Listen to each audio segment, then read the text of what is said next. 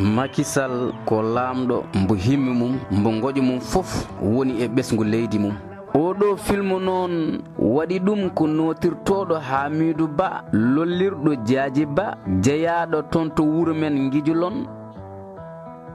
ɗum ɗo noon ko documentaire gurdam makko tawi pecciɗen ɗum ko pecce tati. hen feccere ko Makki Sall haade mum laamade, feccere ɗimmiri nde ko mon gonɗe Makki Sall e saatu no laami nde, feccere tatiɓiri nde ko Makki Sall e manda mum ɗimmo mbo jogori dañde e lewru février. Sénégal mbo ganduɗa ko rendo woto, fandare wotere, ɓernde wotere. feccere ari wonide nde moni gonɗo Makki Sall haade mum laamade. hade hunde fof ganden jibinaɓe makko ɗiɗɓe, gorko notirto ko Amadou Abdoul Sall mo ganduɗa jeeya ko toon to ndulumaji. nene makko wiyete ko Kumbo Amadou Cimbo jeeyaɗo toon to wuuro men Guijulon. ombo jogui noon wandiraɓe rewɓe e worɓe no tawe hen Rokkay Sall, Alioune Sall, Mamadou Hadi Sall, Abdoul Aziz Sall, keɓe Fuutankoɓe kono ɓiɓɓe ɓe mawni ko Fatick. baba makko ko neɗɗo dañannoɗo e liggeyi mum toon to jagorgal kalfinagal ndemo ngal leydi men. ko ɗum ni boom o wurnirno ɓesgu makko. nene makko ko debbo galle baddannoɗo hen jeeygu ballitannoɗo joom galle mum e yoga e gueɗe. ko jibinaɓe ɗiɗi ɓe ganduɗa wonno goƴoji mumen tan ko jangga ɓesguli mumen. eɗen ñaago Allah ndo yurmotoɓe yaafoɓe waɗaɓe ɗo wanno malaɓe. amin.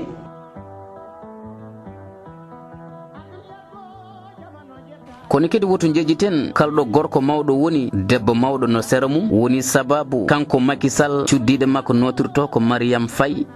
eɓe dañji ɓiɓɓe tatu. afo o notirto ko Amadou Sall, dewɗo hen ko Hartoum Sall, deftuɗo hen ko Ibrahima Sall. moni gonɗo Mariame Faye Sall ko debbo pelliɗɗo dariɗo lang ngam wallidde joom galle mum. ha ko ɗum ni addanibo darnude nden hunde notirtonde fondation servir le Sénégal. debbo mo ganduɗa mbo ala ñalawma ala jamma jaɓɓowo koyɗe mum ngam ƴeewoyde kalta jayaɗo woni walludde ɗum deƴñude ɓernde mum. ko resdirɓe ɗiɗi ɓe ganduɗa no tawe e nder jikkuji mumen needi moƴƴere ene wondi e pellital wallude miskineɓe. ɗiɗi wuurɓi gurdam nodduɗam yankindare toon to Palais.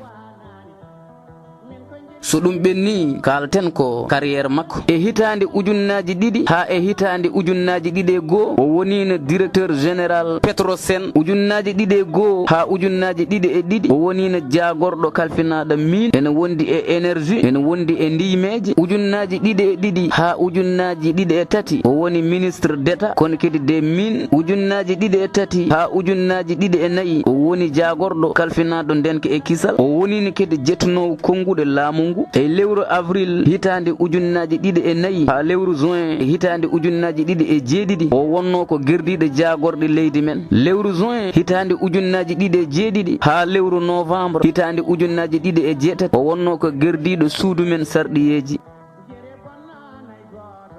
ko ɗo mette jolinimo kono ko mette lomtaniɗembo welamma. holko wonnoɗen mette te o saatu ndo wi Abdoul Karim Wade ɓiɗɗo e maître Abdoulaye Wade ndo arata sene ƴeewe ƴewti nde bel jungo mum moddani e on ANOCI woni agence nationale de l'organisation de la conférence islamique. ko ɗo Abdoulaye Wade lulndi kaɗo haala woni sababu Abdoulaye Wade ittude ɗum poste numéro 2 mo parti o yanti hen usti manda makka dottanoɗo e duuɓi 5 artir ɗum e hitandi. ñande jeenayi lewru novembre hitande ujunnaji ɗiɗi e jeetati o yalti landa PDS. goo lewru décembre hitande ujunnaji ɗiɗi e jeetati o fewndi landa makko notirtoɗo APR Alliance pour la République. nawgas e joyi lewru mars hitande ujunnaji ɗiɗi e sappo e ɗiɗi woni ndo fiila lefol laamu. ko ñande ɗiɗi lewru avril e nder nden hitande o wondi wondore gerdigu. woto ñingam ngam mbeɗo haala ɗemgal wolof, farays, serer ma walla ɗemgalam pular. ɗum fof ko ɗemɗe gendiji ala saɗa ñaawo gollam. nde o laami en 2012 woni oɗo manda mbo woni e dow mum.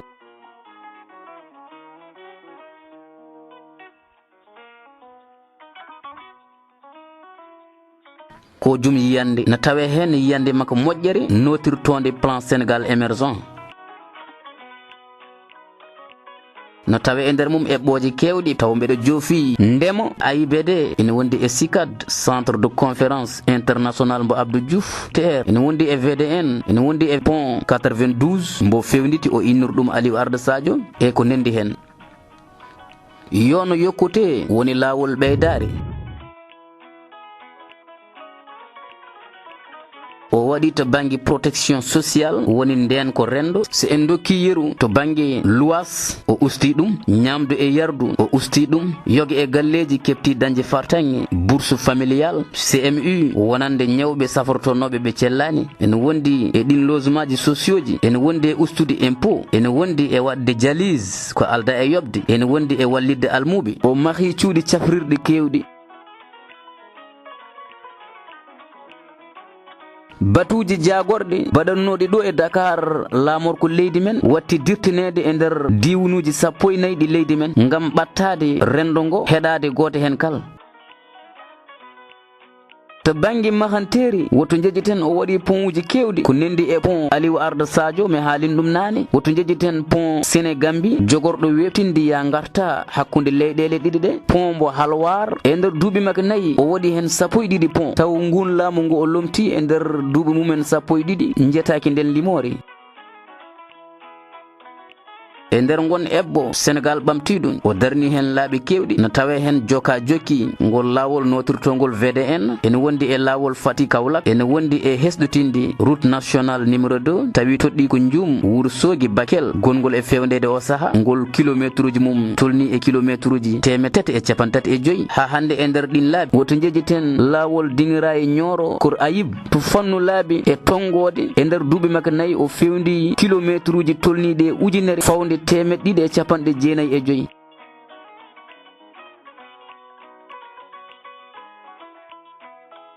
e nder eɓɓo Sénégal ɓamtiɗo o hetti darnude hen laaɓi notirtoɗi autoroute woto jejjiten joka jokki à péage jarannoɗo e kilométre uji 36 hande dartiɗe e kilométre uji 221 woto jejjiten autoroute ila Touba ngol juutede mum tolni e kilométre uji 115 wonine sababu ya garta webti e oɗo maggal mbo ɓennuɗen yono yokkute ko lawol ɓeydare ha hande e plan Sénégal émergent woto jejjiten SICAD centre Abdou Diouf gonɗo toon to Diamniadio woto jejjiten on building administratif écologique mbo hesɗitini o totti ɗum mbaadi juɓɓudi moƴƴiri payodindi tawi umbo inniri ɗum goto e worɓe suusɓe sasɓe ɓe leydi men notirtoɗo Mamadou Dia ene wondi e AIBD mbo ganduɗa million ngaji 3 ɗanne yanki yaaɓe e artuɓe kettiɗon rewde kono kadi ko AIBD baɗɗo parking avion ngaji ɗi ganduɗa ko gros porteur tolnima e 26 avion ngaji tokosi ɗi e gabbiɗi hen tolnima e 6 aviation général o tolnima e 17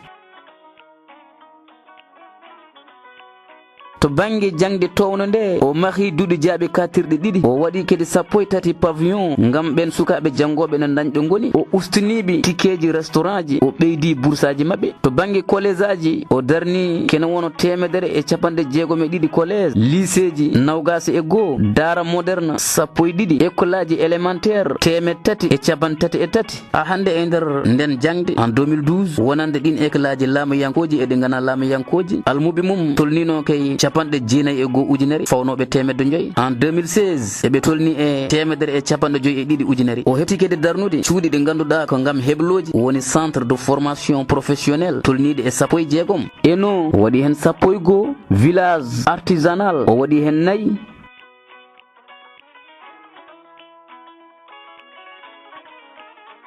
ha hande e eɓɓo Sénégal ɓamtiɗo sen ƴetti fannu ndemo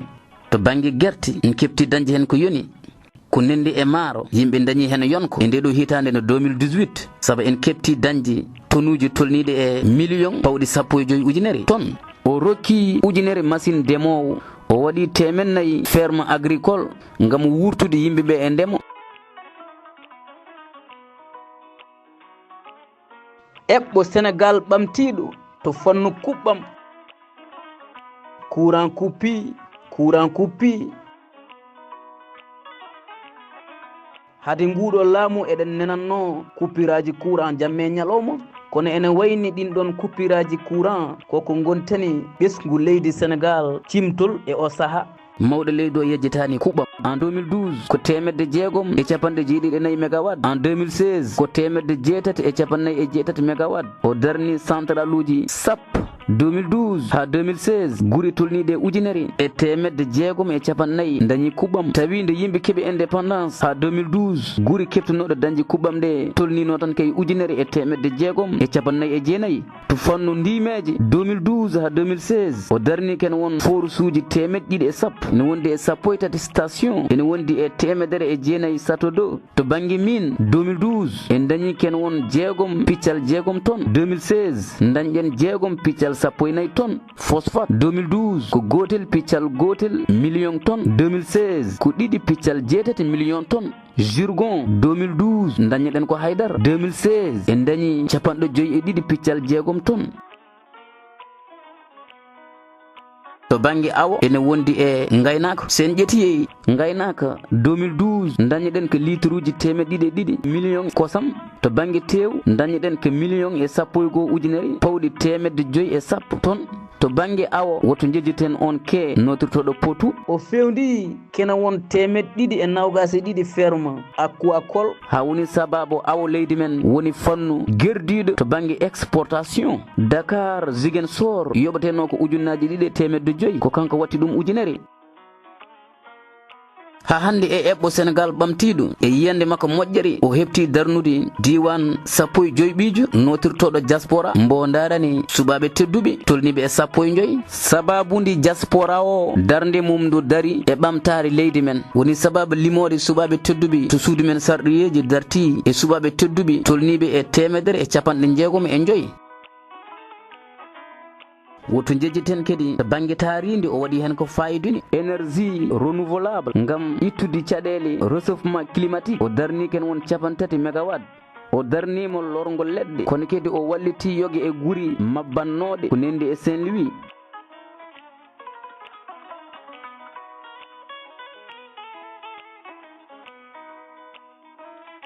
woto jejjiten coftal ɓalli on arène national de lutte baɗɗo 15 ujunere pawɗi 105 place ujunere parking ko kanko darni ɗum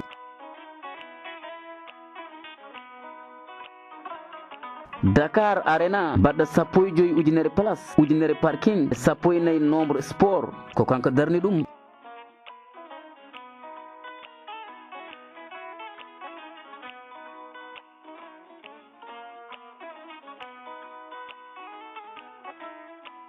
to banggue ya garta woto jejjiten terre woni train express régional jogorɗo dogde hakkude Dakar Rufisque Diamniadio AIBD no tawe e nder mum internet wifi e tarodde ngam jolɓe hen ɓe na mbawa huterade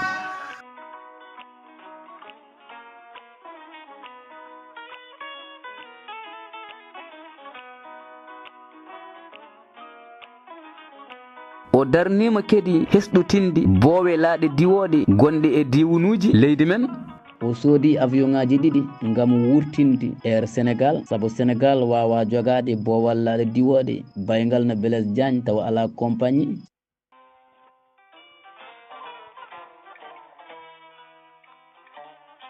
ha hande e eɓɓo Sénégal ɓamtiɗo toon to Diamniadio mo ganduɗa ka kañum woni wuuro leydi men janggo taw ko fayidingo no tawe toon institut de recherche en santé de surveillance épidémiologique et formation woto jejjiten duɗal jaaɓe hatirde Amadou Mokhtar Mbow hewɓe mbaɗi toon investir ko nendi e jimowo ɓiɗɗo leydi Sénégal najo notirtoɗo Akon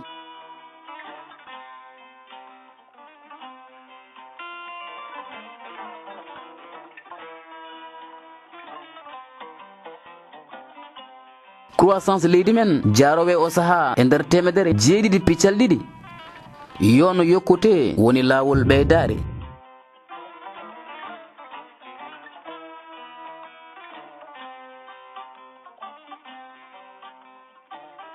tawi nden hunde notirtonde PUDC ene wonde ASER ene wonde e PNLD Puma ene wonde e Prodac Promoville ketani hen caggal PUDC ene wonde e PNLD Puma ene wonde e Prodac Promoville ene wonde e ASER PUDC darni ken wono forage uji temedere e nawgas e ɗiɗi en wonde e satodoji ɓe mbaɗi équipé guri tolniɗe e 650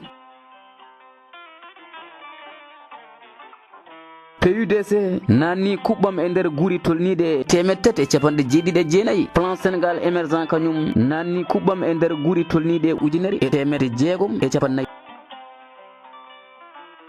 ɓe jettini fandara mabɓe nde ɓe joguino en 2018 soko dañji 300 poste de santé kono kadi ɓe kefti totidde masiŋaji demoɗi tolniɗi e ujunnaji 3 pawɗi 509 machine to banggue maaro e nder temedere kala en dañi 53 guerte e nder temedere kala 73 pomme de terre e nder temedere kala 144 soble e nder temedere kala 38 makko e nder temedere kala 63 légume e nder temedere kala 46 mi yejjitta pétrole peñanɗo leydi men ko ɓooyani mo ganduɗa eɗen jogori dañoyde hen bariɗe tolniɗe e 473 million barigal tawi ko 120 ujunere barigal par ñalawma e gaz kewɗo pétrole ko milliard uji kewɗi ko wona ko ɗum kadi mawɗo leydi o hepti hesɗotinde guri diini tawateɗe ɗo e leydi men ko nendi e Prohan Lewon Niassène ko nendi e Tiwawon ko nendi e Ndiassane ko nendi e Medina Baye ko nendi e Touba ko nendi e Medina Gounass caggal cummum ndewnogo ɗo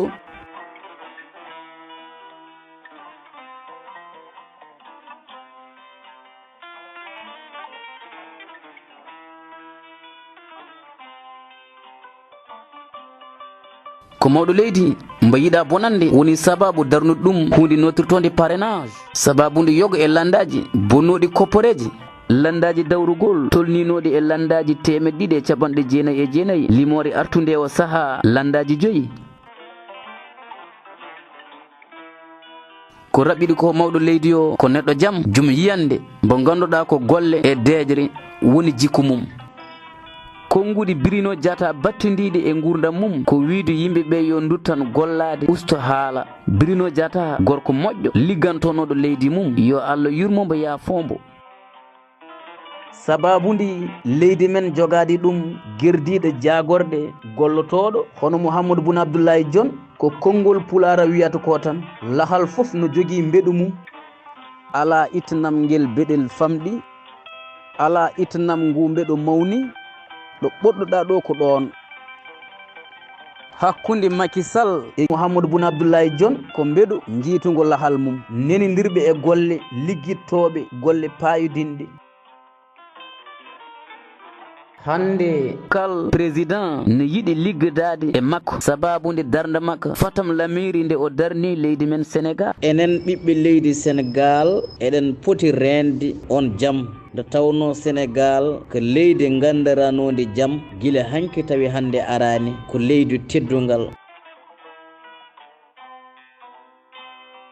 min mi wotinirta neɗɗo sabu leñol walla hindi gotoniratmi ɗum ko sabu golle mum fattam lamiji ɗi golli e nder leydi mum ko woni ko gongo ko kikiɗe 24 lewru février 2019 o jotto e jappere nde guila e dawal garwoniwal ngal oɗo documentaire noon waɗi ɗum ko notirtoɗo Hamidou Ba lollirɗo Diadji Ba jeeyaɗo to wuuro men Guijolon guurɗo toon to waalo Fendo e o saaha kono leggal dande ngal nenton ngal ko min oɗo kaldowo e mon notirtoɗo Abou Diop jeeyaɗo wuuro men Donna e Tareji lollirɗo El Hadji Ngori gandiraɗo revue de presse Pular kono kadi gandiraɗo publicité ji wonande kal joguiɗo ken hollite walla ken ɓayine